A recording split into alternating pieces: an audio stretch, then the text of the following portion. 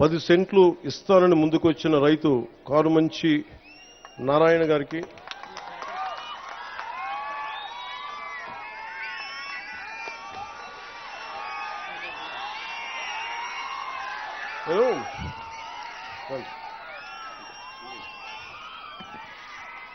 నేను స్టీవ్ ఒకసారి యాపిల్లో, మీ అందరూ యాపిల్ ఫోన్ వాడతారు కదా, చాలా మంది యాపిల్ ఫోన్ తెలుసు. యాపిల్ ఫౌండర్ స్టీవ్ జాబ్స్ ఒక ఇంటర్వ్యూ చూస్తామంటే ఆయన అడిగింది అంటే, నీకు ఏదైనా కావాలి అంటే అడగాలని. ఆయన చిన్నప్పుడు నేర్చుకునేటప్పుడు ఏదో ఒక సర్క్యూట్ బోర్డు కోసం ఎవరిని అడగాలంటే ఐబీఎం ఓనర్ని అడిగాడు. ఎలా అడిగామంటే, నాకు తెలియదు, నాకు ఐబీఎం బోర్డులు మీకు చిప్స్ ఉంటాయి, నాకు ఏదైనా పంపించండి, సర్క్యూట్ బోర్డ్స్ పంపించండి అని ఆయన ఫోన్ చేస్తే ఆయన వెంటనే రెస్పాండ్ అయ్యి పంపించండి. ఈయన స్కూల్ విద్యార్థిగా ఉన్నప్పుడు. నేను నేర్చుకుంది ఏంటంటే, నాకు ఇది కావాలి అని అడగడం నాకు తెలుసు.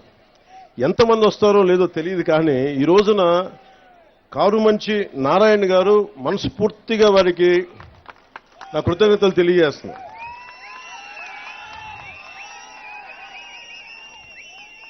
అంటే నువ్వు అడగాలే, కానీ నేను చెప్తున్నా, మీరు ఇవ్వండి స్థలం, మీరు ఏ ఉద్దేశం కొద్ది ఇచ్చారో దాని ప్రారంభోత్సవాన్ని మీ పక్కనే వచ్చి నేను కూర్చొని ఆ రోజు వస్తాం. మీరు ఇచ్చిన భూమికి మేము సద్వినియోగం చేసేలా, రాష్ట్రం అంతా మీకు గుర్తింపు వచ్చేలా, ప్రభుత్వాన్ని ద్వారా ప్రత్యేకంగా మీకు గుర్తింపు వచ్చేలా మేము మీకు గుర్తిస్తాను మనస్ఫూర్తిగా తెలియజేసుకుంటూ కారుమంచి నారాయణ గారికి మనస్ఫూర్తిగా నా ధన్యవాదాలు తెలుపుకోండి.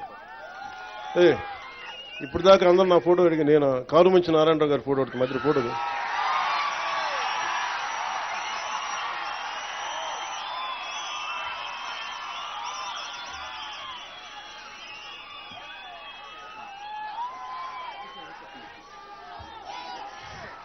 నీకు ఏదైనా కావాలంటే అడగండి, అడగడం నేర్చుకుని ఇస్తారా లేదా పక్కన పెడితే, నిజంగా మనసు కదిలితే, మన సంకల్పం మంచిదైతే, మన సంకల్పం 10 మందికి మంచి జరుగుద్దంటే చాలా మంది దాతలు ముందుకు వస్తారు.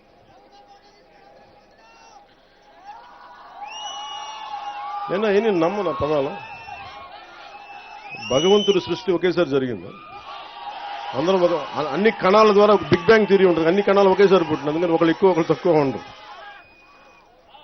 అలాగే ఇంకేం పనిష్మెంట్,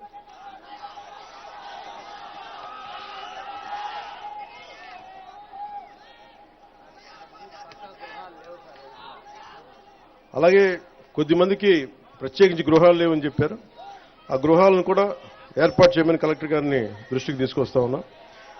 అలాగే ప్రత్యేకించి ఇది స్వర్ణ పంచాయతీని ఎందుకు పెట్టామంటే, భవిష్యత్తులో ఇది సెల్ఫ్ గవర్నింగ్ యూనిట్, దీనికి ఇదే పరిపాలన చేసుకునే, స్వయం శక్తి పరిపాలన చేసుకోగలిగే శక్తి ఉండేలాగా.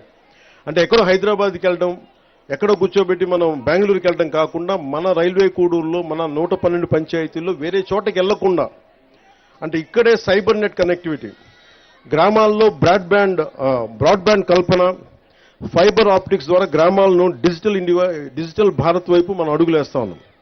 ఇది విద్యార్థులకి నైపుణ్యానికి భాష అడ్డంకి కాకూడదు. నాకు ఇంగ్లీష్ తెలియకపోతే మనం ఏం చేయలేమని కాకుండా, 2.7 లక్షల గ్రామాల తమ ప్రాంతీయ భాషలో సాఫ్ట్వేర్ ఉపయోగించుకునే అవకాశం స్వాతంత్ర దినోత్సవం రోజున ప్రధానమంత్రి శ్రీ నరేంద్ర మోదీ గారు కల్పించారు.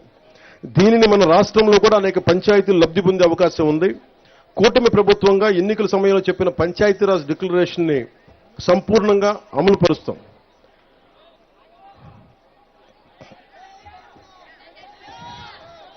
అలాగే ప్రత్యేకించి కలెక్టర్ గారు కానీ, పంచాయతీరాజ్ కమిషనర్ గారు కానీ, అందరూ నాయకులు కూడా ఒకటే అడుగుతూ ఉన్నారు.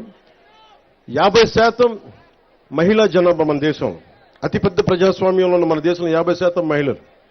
ఈ దేశ రాష్ట్రపతి మహిళ. అలాంటి మహిళలకి విమెన్ ఫ్రెండ్లీ ఉండేలాగా ఏ సచివాలయాలకు వెళ్ళినా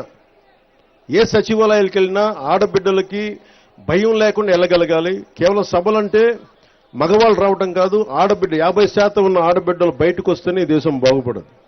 అందుకని మీకోసం ప్రత్యేకించి గ్రామ సచివాలయాల్లో మీరు ధైర్యంగా బయటకు వచ్చి మీ సమస్యలను చెప్పుకునేలా, మీ నాయకులకి మీరు సమస్యలు విన్నవించుకునేలా మీకు అలాంటి వాతావరణం ఏర్పాటు చేస్తామని మనస్ఫూర్తిగా అందరికీ ఇక్కడ నేను ఆదేశిస్తున్నాను.